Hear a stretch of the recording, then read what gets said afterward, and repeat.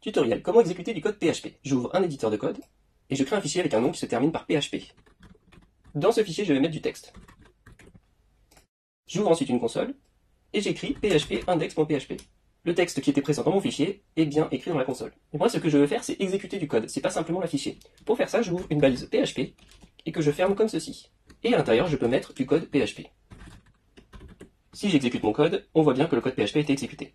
De la même façon, ce qui est écrit après la balise est affiché dans le fichier.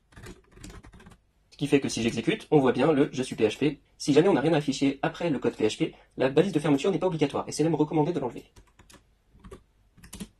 Mais l'intérêt du PHP, ça sert pour faire du développement web, et donc du coup on peut mettre en place un serveur PHP, ce qui fait que ce code-là, au lieu de s'exécuter dans la console, il sera affiché sur un navigateur web. Pour faire ça, on lance un serveur avec un php-est, et on écrit localhost, et un numéro de port qu'on choisit. Ensuite, on va sur un navigateur, on tape la même URL qu'on a mis dans la commande, et on se va sur le site. Et là, on voit exactement la même chose qu'on avait dans la console.